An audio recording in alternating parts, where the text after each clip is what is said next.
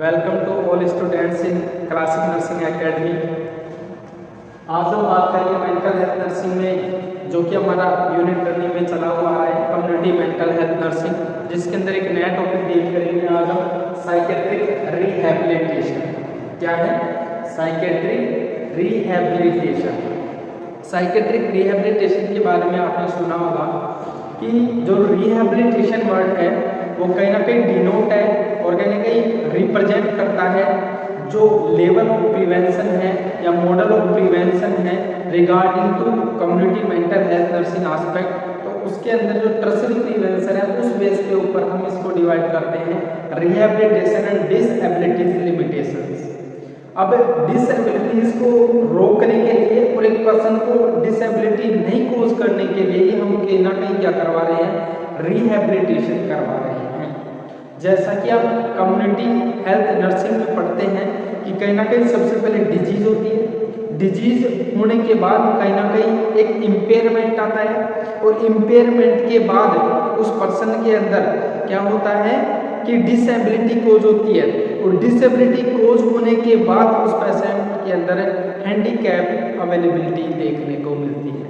कहीं ना कहीं DIDH का कंसेप्ट चलता है जो कि हम कम्युनिटी हेल्थ नर्सिंग के अंदर नॉर्मली देखते हैं कि कहीं ना कहीं एक पर्सन है जिसके अंदर डिजीज हुई और डिजीज हुई तो इम्पेयरमेंट हुआ और इम्पेयरमेंट हुआ तो कहीं ना कहीं डिसेबिलिटी हुई और डिसेबिलिटी हुई तो कहीं ना कहीं क्या हुआ? उस पेशेंट के अंदर हैंडीकैप देखने को आपको मिला। तो उस कंसेप्ट के बेस के ऊपर ही हम कहीं ना कहीं जो रिहैबिलिटेशन फेज है उसको हम पढ़ेंगे और रिहैबिलिटेशन फेज कहीं ना कहीं बहुत ही आवश्यक है मेंटली इल पेशेंट्स के लिए। मेंटली इल पेशेंट्स के लिए क्यों जरूरी है कि कहीं ना कहीं हम देखते हैं कि फिजिकल डिफॉर्मिटी जब हो रही है एज वेल एज किसी डिजीज कंडीशन की वजह से, तो उस डिजीज कंडीशन की वजह से इम्पेयरमेंट आ सकता है। इम्पेयरमेंट के बाद उसमें डिसेबिलिटी कोज हो सकती है, डिसेबिलिटी के बाद उसके अंदर हैंडीकैप देखने को मिल सकता है। तो इस चीज़ की वजह से कहीं ना कहीं मेंटली इल पेशेंट्स के अंदर हमारे को एक मेंटली इल पेशेंट है तो कहीं ना कहीं उसकी साइकोलॉजी को इम्प्रूव करने के लिए और उसके दिमागी संतुलन को वापस ठीक करने के बाद वापस उसको उसी पुनर्वास पे लेके जाना, अर्थात उसको पुनः उसी अवस्था में लेकर जाना जैसे कि वो पहले फंक्शन कर पा रहा था उसी प्रकार अभी भी फंक्शन कर पाए। ये हमारा अचीवमेंट क्या कहलाता है? रिहैबिलिटेशन कहलाता है। देखिए मैं आपको बता रहा हूँ कि जो रिहैबिलिटेशन है नॉर्मली भाषा में हम बात करें तो रिहैबिलिटेशन एक वे ऑफ फंक्शनिंग है जिसके अंदर हमारे को ऑप्टिमल लेवल ऑफ फंक्शनिंग तक पेशेंट्स को वापस पहुंचाना है। और वापस कहाँ पहुंचाना है कि जैसा कि पेशेंट डिजीज कंडीशन से पहले क्या था, जो वर्किंग कैपेबिलिटी थी उसकी, उस कैपेबिलिटी तक अपन वापस उसको पहुंचा दें। यही क्या है? हमारा ऑप्टिमल लेवल ऑफ फंक्शनिंग है, जिसको हमने क्या बोला? रिहैबिलिटेशन। और रिहैबिलिटेशन है वो कहीं ना कहीं कहाँ से है? एक प्रकार का टर्सरी प्रिवेंशन के अंदर हम इसको डिनोट करते हैं। तो हम अभी डील कर रहे हैं according to community mental health nursing unit, जिसके अकॉर्डिंग हमारा टॉपिक है साइकेट्रिक रिहैबिलिटेशन। साइकेट्रिक रिहैबिलिटेशन के बारे में देखिए क्या बता रहा है। Rehabilitation is the process of enabling the individual to return to his highest possible level of functioning, कि आपको एक तरीके से सक्रिय करता है। क्या करता है? जो रिहैबिलिटेशन है वो एक तरीके से आपको सक्रिय करता है किस चीज के लिए? कि ऑप्टिमल लेवल ऑफ फंक्शनिंग तक पहुंचाने का कार्य करता है। कौन? रिहैबिलिटेशन। और रिहैबिलिटेशन एक ऐसा प्रोसेस है जिसके अंदर आपको उस लेवल तक सक्रिय किया जाता है कि आप पहले की तरह ही वर्किंग कैपेबिलिटी को अपने अंदर डेवलप कर पाए। यही क्या है? रिहैबिलिटेशन। फिर इसी के साथ बता रहा है कि it is an important component of community mental health program. और जो कम्युनिटी मेंटल हेल्थ प्रोग्राम चल रहे हैं, कम्युनिटी के अंदर जितने भी मेंटल हेल्थ प्रोग्राम चल रहे हैं उन सभी का गोल और अचीवमेंट किस बेस के ऊपर है? रिहैबिलिटेशन बेस के ऊपर है। इसीलिए हम क्या बोल रहे हैं कि इम्पोर्टेंट कंपोनेंट है, एज ए टर्सरी प्रिवेंशन है। और क्या चीज है? Psychiatric rehabilitation. इसी के साथ is undertaken at the level of tertiary prevention, ये आप जानते हैं कि किसके अंडर में पढ़ते हैं हम इसको, लेवल ऑफ टर्शरी प्रिवेंशन के अंडर में हम इसको पढ़ते हैं। जैसा कि हमने प्रीवियस वीडियो के अंदर मॉडल ऑफ प्रिवेंशन या लेवल्स ऑफ प्रिवेंशन पढ़ा, जो कि एक प्रिवेंटिव साइकेट्री बेस हमारा एक टॉपिक था, जिसके अंदर हमने देखा कि स्पेशली 3 टाइप्स हम डिवाइड कर रहे हैं, और उन 3 टाइप्स के अंदर हमने देखा कि प्राइमरी लेवल पे, सेकेंडरी लेवल पे, टर्सरी लेवल पे कहीं ना कहीं हमारे लेवल्स ऑफ प्रिवेंशन डिवाइडेड है, जो कि कैप्लिन के द्वारा बताए गए हैं। वैसा ही कंसेप्ट हमारे पास साइकेट्रिक रिहेबिलिटेशन का है कि रिहेबिलिटेशन एक प्रकार का ऐसा प्रोसेस है जिसके अंदर आपको सक्रिय किया जाता है कि लेवल ऑफ फंक्शनिंग तक वापस पहुंचाया जाता है जैसा कि आप डिजीज से पहले थे। और इसी के साथ कि कहीं ना कहीं कम्युनिटी मेंटल हेल्थ प्रोग्राम का एक इम्पोर्टेंट क्या है, कंपोनेंट है, और टर्शरी प्रिवेंशन के अंडर हम इसकी स्टडी करते हैं। फिर नेक्स्ट वन देखते हैं डेफिनेशन क्या हो सकता है। डेफिनेशन जो बताई वो मैक्सवेल जोन ने बताई, और मैक्सवेल जोन के द्वारा आप देख रहे हैं definition, rehabilitation is an attempt to provide the best possible community role which will enable the patient to achieve the maximum range of activity, interest and of which he is capable। ठीक है कि जो Maxwell zone है उनके according जो rehabilitation का definition रखा गया है, उस डेफिनेशन के अंदर इन्होंने बताया है कि हम बेस्ट पॉसिबल से पॉसिबल केयर देते हैं, और उस पेशेंट को इंटरेस्ट के साथ, किसके साथ, बिल्कुल इंटरेस्ट के साथ, और मैक्सिमम रेंज ऑफ एक्टिविटी, मतलब कि ज़्यादा से ज़्यादा कितना काम कर सकता है उस काम तक लेकर जाएंगे, और इंटरेस्ट के साथ लेकर जाएंगे, और end of which he is capable, और अंतिम समय तक उसको क्या कर देंगे, उस चीज़ के अंदर कैपेबल कर देंगे। ये चीज़ किसने बोली है, अकॉर्डिंग टू मैक्सवेल जोन, कि रिहेबिलिटेशन जो प्रोसेस है, रिहेबिलिटेशन प्रोसेस के अंदर हम क्या करेंगे, स्पेशली पेशेंट्स को इंटरेस्ट के साथ मैक्सिमम लेवल ऑफ फंक्शनिंग तक लेकर जाएंगे, रेंज ऑफ एक्टिविटी तक लेकर जाएंगे, और तब तक पेशेंट्स का हम प्रयास करना व्यर्थ नहीं जाने देंगे, तब तक कि वो एंड समय तक क्या नहीं हो जाए, उस चीज़ को करने में कैपेबल नहीं हो जाए। ये क्या कहलाएगा, हमारा रिहेबिलिटेशन कहलाएगा। ठीक है, ये हमने डेफिनेशन देखा। Next one, needs of rehabilitation, क्या नीड हो सकती है किसकी, रिहेबिलिटेशन। अब आप देखिए कि जैसे कि नीड है एक प्रकार की आवश्यकता है, और आवश्यकता की जरूरत एक तरीके से क्यों पड़ी रिहेबिलिटेशन की, इसके अंदर मेंटल हेल्थ नर्सिंग के अंदर मेंटल इल पेशेंट्स के लिए। तो उसके लिए आपके पास स्पेशली 2 पॉइंट मैंने रखे हैं, due to lack of services in India, second one major disorders is essential, कि जो मेजर डिसऑर्डर्स हैं जैसे कि स्किज़ोफ्रेनिया हुआ, क्रोनिक ऑर्गेनिक मेंटल डिसऑर्डर्स हुए, ठीक है, इसी के साथ बाइपोलर डिसऑर्डर्स हुए, इसी के साथ सबस्टांस एब्यूज डिसऑर्डर्स हुए, एल्कोहलिज्म वाले केसेस हुए, सीवियर टाइप का सबस्टांस एब्यूज वाले पेशेंट हुए। तो उन पेशेंट्स के लिए हम स्पेशली रिहेबिलिटेशन करना चाहते हैं, और उन रिहेबिलिटेशंस की आवश्यकता के लिए हमने बोला है कि मेजर डिसऑर्डर्स के लिए ये असेंशियल है, बहुत ही आवश्यक है कि किसी के मेजर साइकेट्रिक इलनेसेस हैं एज लाइक स्किज़ोफ्रेनिया हुआ, डिमेंशिया हुआ, डिलीरियम हुआ, ऑर्गेनिक ब्रेन सिंड्रोम हुआ, इसी के साथ बाइपोलर अफेक्टिव डिसऑर्डर में डिप्रेशन मैनिया हुआ, और हम पढ़ सकते हैं कि कहीं ना कहीं सबस्टांस एब्यूज डिसऑर्डर हुए। तो इन सभी के लिए बहुत ही असेंशियल आवश्यकता है। तो डेफिनेशन के जस्ट बाद हम ये भी ऐड कर सकते हैं किन पेशेंट्स को स्पेशली दिया जाता है, तो आप बोल सकते हैं क्रोनिक स्किज़ोफ्रेनिया वालों को, ठीक है, chronic organic mental brain disorders वाले पेशेंट्स को, जिसके अंदर डिमेंशिया डिलीरियम वगैरह हम पढ़ते हैं। इसके अलावा आप बोल सकते हैं कि जो बाइपोलर अफेक्टिव डिसऑर्डर्स उन पेशेंट्स के लिए, और सबस्टांस एब्यूज डिसऑर्डर वाले पेशेंट्स के लिए, ये एक एसेंशियल बोल सकते हैं कि इनके लिए आवश्यक है। तो यहीं पे फिर अपन ने पढ़ा कि नीड्स क्या हो सकती हैं, तो 2 नीड के बेस पे मैंने बताया कि आवश्यकता क्यों पड़ी। फर्स्ट वन, जो मेजर डिसऑर्डर्स है उनके अंदर बहुत ही आवश्यकता थी, क्योंकि जो मेजर इलनेसेस वाले पेशेंट होते हैं, यदि उनका हमने ट्रीटमेंट बहुत अच्छे से रखा था, क्या किया, हमने ट्रीटमेंट और डायग्नोसिस बहुत अच्छे से रखा था, लेकिन जब उनकी रिहेबिलिटेशन फेज अवस्था चली तो उस दौरान रिहेबिलिटेटिव सर्विसेज में कहीं ना कहीं एक तरीके से कमी रही, और उस कमी की वजह से क्या हुआ कि पेशेंट्स वापस इलनेस के अंदर सफर करने लग गया। इस वजह से मेजर जो डिसऑर्डर्स है साइकेट्रिक के, उनके अंदर तो एसेंशियली आवश्यकता पड़े ही पड़ेगी। इसी के साथ दूसरी नीड क्या पड़ी, due to lack of services in India.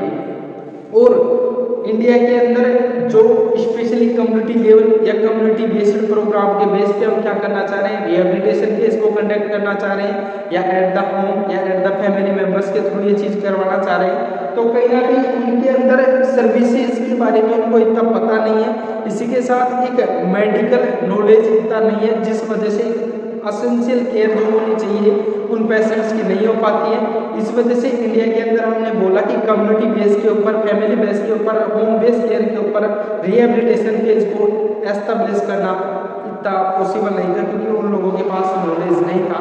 तो उसके लिए हमने क्या किया कि अलग से साइकेट्रिक रिहेबिलिटेशन सेंटर्स का अनावरण किया, और कहीं ना कहीं लोगों को नॉलेज दी रिगार्डिंग टू साइकेट्रिक रिहेबिलिटेशन। तो स्पेशली दो कोज क्या हुए, एक तरीके से दो नीड क्या हुई, फर्स्ट वन कि lack of services in India, second one major disorders are essential for the treatment aspect after the patients ill हो रहे हैं उनके इलाज के लिए।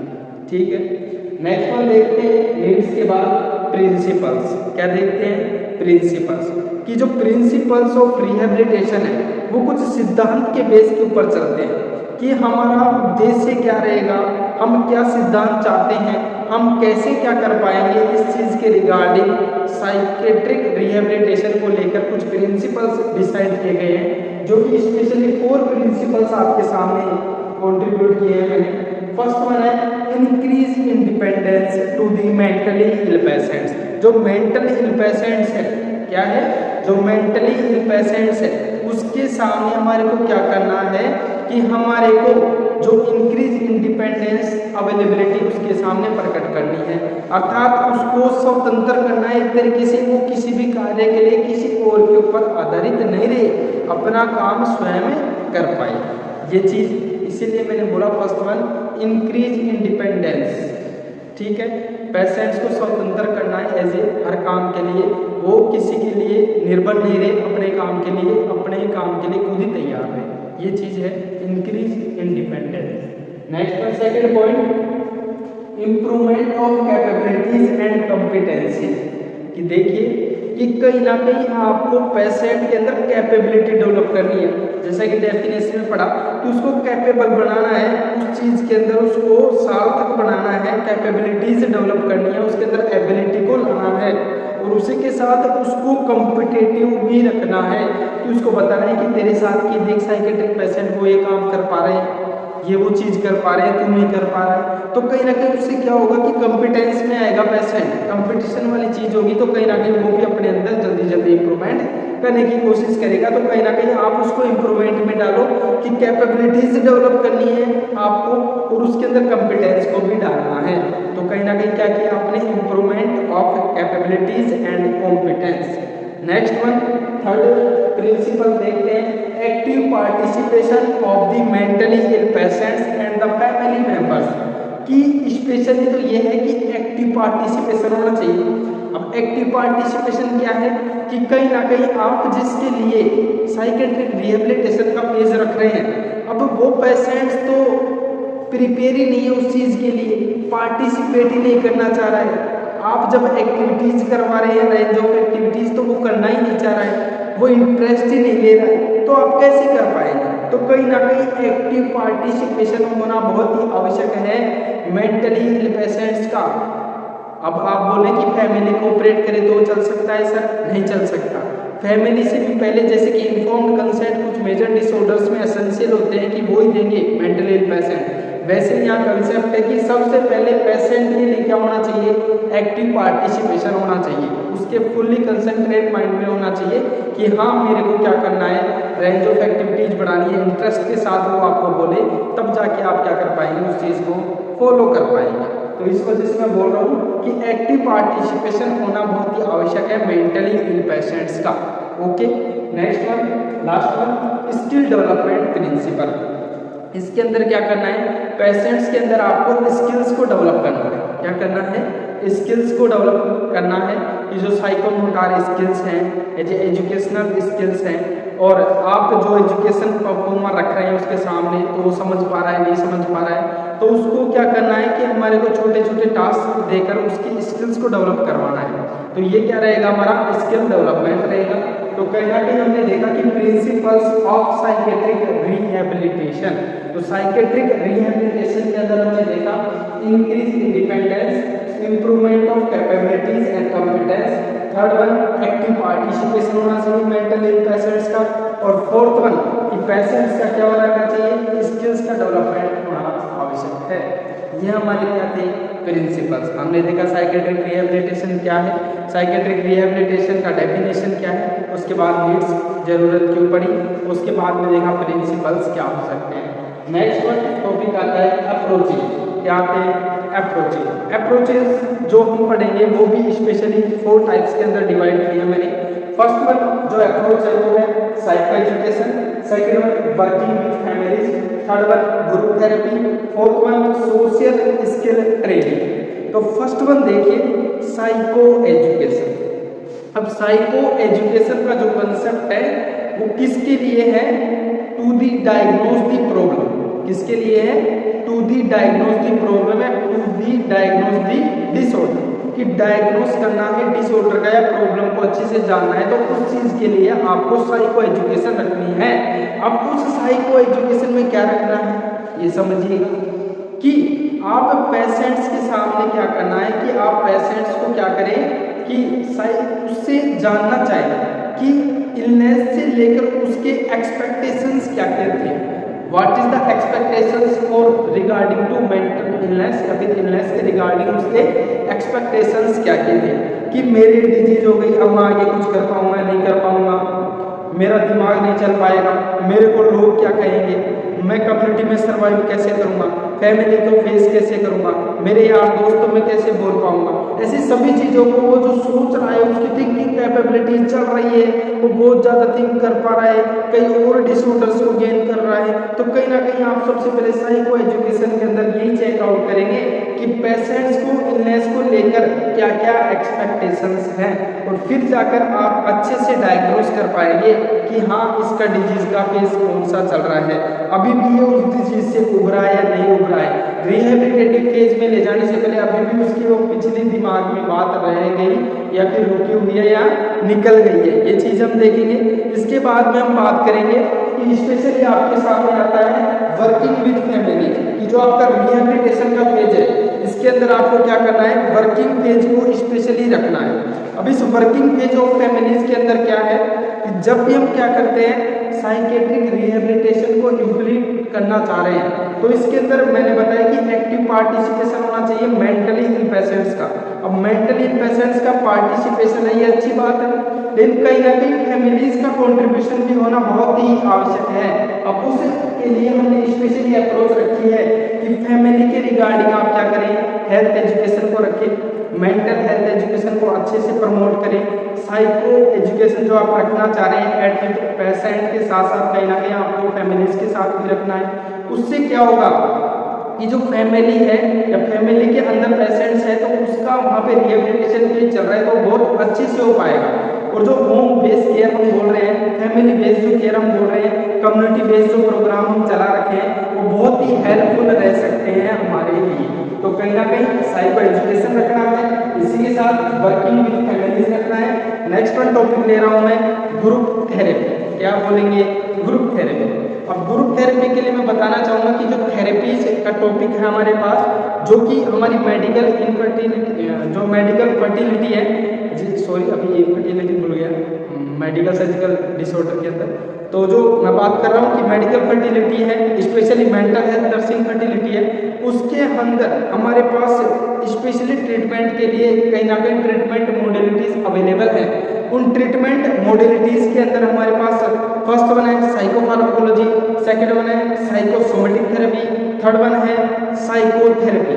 तो जो साइकोथेरेपीज हैं, इन साइकोथेरेपीज के अंदर हम थेरेपीज को रखते हैं। तो ये जो थेरेपी है उसका एक टाइप उठाया मैंने ग्रुप थेरेपी। अब ग्रुप थेरेपी ही क्यों ली मैंने, क्योंकि ग्रुप थेरेपी इसलिए उठाई है कि ग्रुप थेरेपी के अंदर इस टाइप के पेशेंट एज ए स्किज़ोफ्रेनिया के पेशेंट, ओसीडी के पेशेंट, बीपीडी के पेशेंट, बाइपोलर डिसऑर्डर्स के पेशेंट, सब्सटेंस एब्यूज के पेशेंट्स, उनको एक साथ एक कैटेगरी में मैंने डाला है और फिर उनको ग्रुप थेरेपी दे रहा हूँ। तो उससे क्या है कि उन्हीं के ग्रुप में उन्हीं से एक तरीके से उनके अंदर सेंस ऑफ डेवलपमेंट करवाना चाहता हूँ मैं। और एज ए जब भी ग्रुप थेरेपी होगी तो सब एक ही क्वेश्चन में रखूंगा कि आपको फील क्या होता है। लेकिन आपको पता है कि वहाँ पे 20 पेशेंट्स का एक मैंने ग्रुप बनाया है, तो कहीं ना कहीं 16 से 20 पेशेंट उसके अंदर ऐड है, तो हर पेशेंट का एक अलग अलग आंसर आएगा, जबकि क्वेश्चन एक ही है और उसके आंसर भी अलग अलग आएंगे। तो उसका एक थिंकिंग कैपेबिलिटी है, हर एक व्यक्ति का अलग सेंस है, तो उस वजह से ग्रुप थेरेपी रख रहे हैं। और ग्रुप थेरेपी के अंदर एक दूसरे का कंट्रीब्यूशन होगा कि जैसे कि एक पर्सन से मैंने क्वेश्चन किया और उसने उसका जो प्रॉब्लम फेस किया है वो दूसरे पेशेंट ने अलग किया है, तो मैं फिर उस पेशेंट्स को उसी पेशेंट से बात करवा के उस चीज़ को वहीं पे क्लियर आउट करना चाहूँगा। ये हमारा एक ग्रुप थेरेपी का मेन कंसेप्ट रहता है। तो कहीं ना कहीं ग्रुप थेरेपी बहुत ही इंपॉर्टेंट एस्पेक्ट है।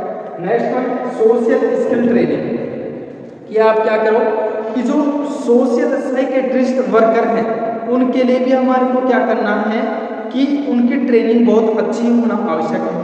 क्या है कि उनकी ट्रेनिंग होना बहुत ही आवश्यक है कि जो हम ट्रेनिंग करवा रहे हैं उस ट्रेनिंग के दौरान जो सोशल वर्कर्स हैं, जो सोशल साइकेट्रिस्ट वर्कर हैं, मेंटल हेल्थ वर्कर्स हैं, वो क्या बता पाएंगे कि वो अच्छे से बता पाएंगे ट्रेनिंग के रिगार्डिंग कि हम उनको ट्रेन अच्छे से करेंगे तो वो कहीं ना कहीं रिहेबिलिटेशन फेज को एक बहुत ही अच्छे मैनर में कंडक्ट कर पाएंगे और कहीं ना कहीं सोसाइटी के अंदर, कम्युनिटी के अंदर, फैमिली के अंदर, होम के अंदर उस चीज़ को प्रेफरेंस दे पाएंगे, लोगों को भी बता पाएंगे। तो सोशल स्किल ट्रेनिंग भी हमारे को परफॉर्म करनी चाहिए। तो ये हमारी कुछ अप्रोचेज हैं इसको लेकर, साइकेट्रिक रिहेबिलिटेशन को लेकर कि साइको एजुकेशन होना चाहिए, जिसके अंदर हम क्या करते हैं एज ए डायग्नोस करते हैं प्रॉब्लम को, जो कि किसके अंदर हेल्प कर सकता है कि पेशेंट्स को आप सबसे पहले पूछिए कि डिजीज होने से लेकर आपका क्या कंसेप्ट रहा, आपका आज तक का जो फीडबैक देना चाहेगा पेशेंट कि क्या एक्सपेक्टेशंस रहे, आप डिजीज को लेकर क्या सोचते हैं कि क्या मैं ठीक नहीं होता, क्या मैं रिकवरी कर पाता, कम्युनिटी के लोग मेरे को क्या बोलेंगे, समाज के लोग क्या बोलेंगे, एट दैट फैमिली में मैं कैसे फेस कर पाऊंगा। ऐसे काफ़ी सारी उसके दिमाग के अंदर हलचल मची हुई है। तो वो जो मेंटल साइकोलॉजी आप उसकी निकालना चाह रहे हैं तो वो एक साइको एजुकेशन ही काम कर पाएगा आपके लिए।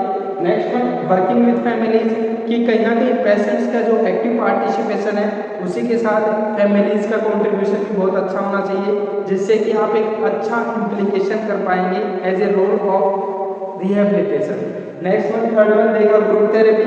ग्रुप थेरेपी बहुत ही आवश्यक है क्योंकि थेरेपी का जो रोल है वो कहीं ना कहीं थेरेपीज के अंदर बहुत ही इंपॉर्टेंस रखता है कि जब हम पेशेंट साइकोफार्माकोलॉजी नहीं, साइकोसोमेटिक जो काम नहीं कर पाते हैं वो काम साइकोथेरेपीज कर पाती हैं, इसलिए ग्रुप थेरेपी हम रख रहे हैं। इसी के साथ सोशल स्किल ट्रेनिंग कि जो सोसाइटी के अंदर स्पेशली कुछ सोशल वर्कर्स हैं regarding to mental ill patients के सेवा के लिए या उनकी केयर के लिए या मेंटल हेल्थ टीम की अप्रोच के अंदर ये चीज़ आती है सोशल स्किल ट्रेनिंग। तो सोसाइटी सोशल स्किल ट्रेनिंग रखनी है जिससे कि नॉलेज हो लोगों को regarding to psychiatric rehabilitation. Next हम देखते हैं अप्रोचेस के बाद स्टेज।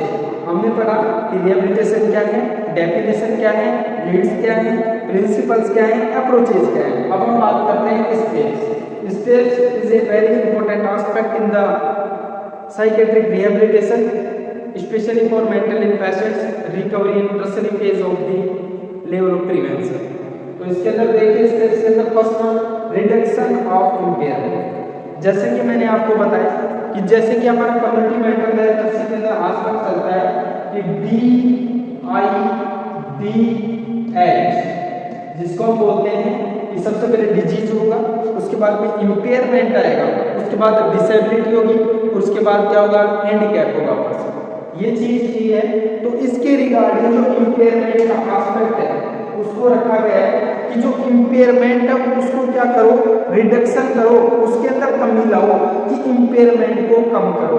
अब रिडक्शन ऑफ इम्पेयरमेंट के अंदर क्या है कि सबसे पहले हम क्या करते हैं कि रिहेबिलिटेशन पेशेंट्स के अंदर क्या कर सकते हैं कि आप इम्पेयरमेंट जो आया है उसको कम करने की कोशिश करो, उसको हो सके जितना अपने को क्या करना है, कम करना है। अब उस कम के दौरान क्या है कि उस पेशेंट को सपोर्ट देना है, कोग्निटिवली बिहेवियरली सपोर्ट देना है।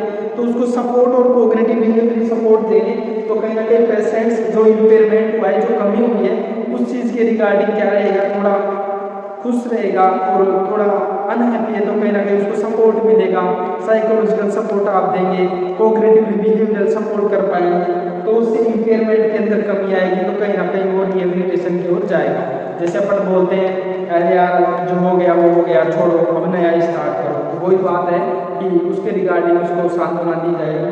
Next one, remediation of disabilities through skill training, कि जो डिसेबिलिटी क्रिएट हुई है, नेक्स्ट वन पॉइंट बता रहा हूं मैं डिसेबिलिटीज के रिगार्डिंग, कि रीमेडिएशन उपचार करना है आपको एक तरीके से डिसेबिलिटीज थ्रू स्किल ट्रेनिंग, कि आप स्किल ट्रेनिंग के थ्रू क्या करेंगे, डिसेबिलिटीज को रीमेडिएशन करेंगे।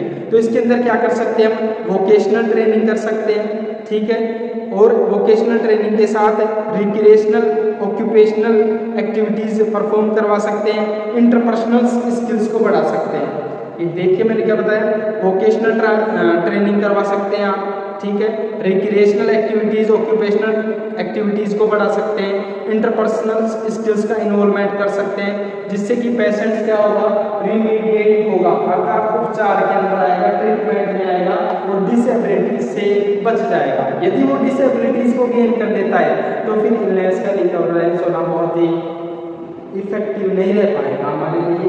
इसी वजह से हम रिमेडिएशन कर रहे हैं disabilities through the skill training. Skill training में स्पेशली रखा, इंटरपर्सनल स्किल्स के जरिए रख रहे हैं, वोकेशनल स्किल्स रख रहे हैं, इसी के साथ ऑक्यूपेशनल या रिक्रिएशनल एक्टिविटीज स्किल्स को आप रख रहे हैं। Next one, remediation of disabilities through supportive intervention, कि आप क्या करेंगे कि अब रिमेडिएशन डिसेबिलिटीज कर रहे हैं हम एक तरीके से किसके थ्रू, सपोर्टिव इंटरवेंशन के थ्रू। सपोर्टिव इंटरवेंशन बहुत ही इंपॉर्टेंट एस्पेक्ट है कि आपको एज ए सपोर्ट मिल रहा है। इस सपोर्ट के अंदर हम क्या बोल सकते हैं, social and vocational functioning, social and vocational functioning. इसके अंदर क्या है कि सोशल एंड वोकेशनल फंक्शंस के अंदर हम क्या कर सकते हैं कि जो लेवल ऑफ फंक्शनिंग है उसके अंदर फायदा रिक्रिएशनल एक्टिविटीज या फिर रियलिस्टिक अप्रोच को रखकर कहीं ना कहीं उस पेशेंट के अंदर रिहेबिलिटेशन फेज को अकरेंस देना चाहिए। तो मैंने आपको बताया कि कहीं ना कहीं सपोर्टिव इंटरवेंशन के अंदर सोशल एंड वोकेशनल ट्रेनिंग है, उसका एस्पेक्ट कहीं ना कहीं सोशल लेवल पे होना चाहिए, जिससे कि आपको एक रियलिस्टिक एस्पेक्ट्स का पता चले, जिससे आप एक अच्छा निर्माण कर पाएंगे,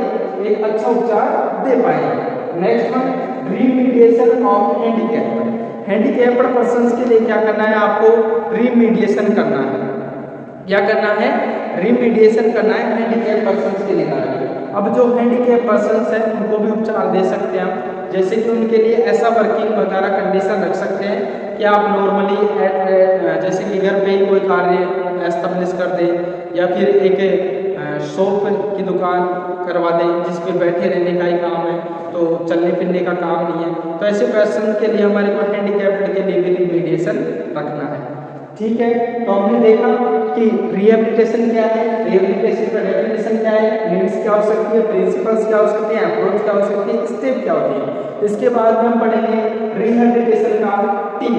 जो रिहेबिलिटेशन की टीम है उसके अंदर कौन कौन हम ऐड कर सकते हैं, तो रिहेबिलिटेशन टीम। तो इसके अंदर फर्स्ट वन जो नाम आएगा वो क्या आएगा, साइकेट्रिस्ट। कौन होगा, साइकेट्रिस्ट। इस साइकेट्रिस्ट का होना तो बहुत ही आवश्यक है, psychiatrist. Next one, second clinical psychologist भी आपके पास अवेलेबिलिटी होनी चाहिए। कौन होना चाहिए, क्लिनिकल साइकोलॉजिस्ट। कौन होना चाहिए, क्लिनिकल साइकोलॉजिस्ट। उसी के साथ नेक्स्ट वन, साइकेट्रिक नर्स का होना भी आवश्यक है। इसका साइकेट्रिक नर्स का होना भी आवश्यक है। इसी के साथ सोशल साइकेट्रिक वर्कर, इनका सोशल साइकेट्रिक वर्कर्स का होना भी आवश्यक है। Social psychiatric worker and counsellor का होना भी आवश्यक है। इसका काउंसलर का होना भी आवश्यक है। इसी के साथ पैरा प्रोफेशनल्स का होना भी आवश्यक है। इनका para professionals Riga para professionals ऐसे पैरामेडिकल स्टाफ हो गए। तो जो साइकेट्रिस्ट है, क्लिनिकल साइकोलॉजिस्ट है, साइकेट्रिक नर्स है, सोशल साइकेट्रिक वर्कर है, काउंसलर है, पैरा प्रोफेशनल्स है, इन सभी के लिए हम बोल सकते हैं कि मेंटल हेल्थ के एस्पेक्ट हम रख सकते हैं। तो देखिए कि आपके सामने जब भी हम रिहेबिलिटेशन कंडक्ट करवा रहे हैं तो एक टीम आपके सामने अवेलेबल है कि साइकेट्रिस्ट का होना बहुत ही आवश्यक है, क्लिनिकल साइकोलॉजिस्ट का होना भी बहुत आवश्यक है, साइकेट्रिक नर्स का होना भी बहुत आवश्यक है, इसी के साथ सोशल साइकेट्रिक वर्कर्स हैं उनका होना आवश्यक है, काउंसलर भी अवेलेबिलिटी होनी चाहिए और पैरा प्रोफेशनल्स का भी साथ होना आवश्यक है। तो ये एक टीम का आस्पेक्ट बचा हुआ था जो भी मैंने बताया। तो कहीं ना कहीं हम बात कर रहे हैं साइकेट्रिक रिहेबिलिटेशन। साइकेट्रिक रिहेबिलिटेशन के बारे में हमने सबसे पहले जाना कि आपको एक सक्रिय करता है return to his highest possible level of functioning, कि लेवल ऑफ फंक्शनिंग जैसा कि आप पहले कर पा रहे थे जिससे पहले उसके अंदर वापस कर पाएंगे, रिटर्न बैक कर रहा है आपको एक तरीके से कि उसी कार्य को आप वापस कर पाएंगे। ये चीज़ क्या कहलाएगा हमारा साइकेट्रिक रिहेबिलिटेशन। इसी के साथ ये एक प्रकार का कम्युनिटी मेंटल हेल्थ प्रोग्राम के अंदर इम्पोर्टेंट कंपोनेंट है और टर्सरी लेवल ऑफ प्रिवेंशन के अंदर हम इसको पढ़ते हैं। और कहीं ना कहीं इसका डेफिनेशन रखा कि डेफिनेशन के अंदर स्पेशल जो एंड एक्सपर्ट जोन है कि maximum range of activity and interest end of which he is capable, जब तक कि वो कैपेबल नहीं हो जाए तब तक उसको हम क्या करेंगे, प्रयास करते रहेंगे। ये हमारा क्या रहेगा, रिहेबिलिटेशन का डेफिनेशन कहलाएगा। नेक्स्ट और नीड्स देखिए जिसके अंदर स्पेशली दो टॉपिक आए, due to lack of services in India और नेक्स्ट और second major disorders are essential. और एक छोटा सा टॉपिक और है जो कहना चाहिए जो बता रहा हूँ मेजर डिसऑर्डर्स इज एसेंशियल, वही इसीलिए एसेंशियल है कि उनके अंदर हमारे को क्या करना है, रिहेबिलिटेशन करना ही है। तो स्पेशली 4 डिसऑर्डर को आप अच्छे से याद रखें। मेजर स्किज़ोफ्रेनिया हो सकता है, मेजर बीपीडी हो सकते हैं जो कि बाइपोलर अफेक्टिव डिसऑर्डर हो सकते हैं, सबस्टांस एब्यूज डिसऑर्डर हो सकते हैं, ठीक है। और इसी के साथ आपके डिप्रेशन या मेनिया जैसे भी केसेस हो सकते हैं। तो स्पेशली स्किज़ोफ्रेनिया वाले पेशेंट, पर्सनैलिटी वाले डिसऑर्डर वाले पेशेंट और बीपीडी वाले पेशेंट और सबस्टांस एब्यूज वाले पेशेंट, स्पेशली 4 कैटेगरी डिवाइड है। और ऑर्गेनिक मेंटल ब्रेन सिंड्रोम में डिमेंशिया डिलेरियम आई गई आपके। तो इन पेशेंट्स के लिए बहुत ही आवश्यक है जो कि एक प्रकार की मेजर साइकेट्रिक इलनेस से ये लीड करते हैं। तो वो ही यहाँ पे मैंने बताया कि इनके लिए आवश्यक है इस चीज़ को करने के लिए। नेक्स्ट और प्रिंसिपल्स देखें जिसके अंदर 4 प्रिंसिपल देखें, increase independence, improvement of capabilities and competence, next one active participation and skill development, next one approaches के अंदर साइको एजुकेशन देखा, वर्किंग विद फैमिलीज देखी, ग्रुप थेरेपी देखी, सोशल स्किल ट्रेनिंग देखी। उसके बाद में देखा स्टेप्स क्या हो सकते हैं, तो reduction of impairment, next one remediation of disabilities through skill training, next one remediation of disabilities through supportive intervention, next one remediation of handicap. फिर उसके बाद में लास्ट में हमने पढ़ा कि रिहेबिलिटेशन में टीम के अंदर कौन कौन से लोग हो सकते हैं। तो उसके regarding psychiatrist, clinical psychologist, psychiatric nurse, social psychiatric worker, counsellor और para professionals as a paramedical staff, ये सभी हमारे सामने इंट्रोड्यूस हुए एज ए साइकेट्रिक रिहेबिलिटेशन। और साइकेट्रिक रिहेबिलिटेशन एक इम्पोर्टेंट टॉपिक है, तो आप इसको एक बार अच्छे से पढ़ें। और यदि कम्युनिटी मेंटल हेल्थ नर्सिंग के रिगार्डिंग आपको और भी कुछ अवेलेबिलिटी चाहिए तो इससे पहले हमारे previously 3-4 video community mental health nursing unit से बन चुके हैं, तो उनको आप प्लीज़ देखें एक बार और भी अच्छे से समझने के लिए। और स्पेशली जो टॉपिक है साइकेट्रिक रिहेबिलिटेशन वो आपके सामने अभी पेश किया ही है, तो एक बार आप कंप्लीट देख सकते हैं और आप चाहें तो स्क्रीनशॉट भी ले सकते हैं। और बहुत बहुत धन्यवाद आप सभी का, आपने हमारी वीडियो देखी। यदि अच्छा लगा हो तो लाइक कीजिए, शेयर कीजिए, कमेंट कीजिए और अपना सजेशन ज़रूर कमेंट के अंदर दीजिए। Thanks to all.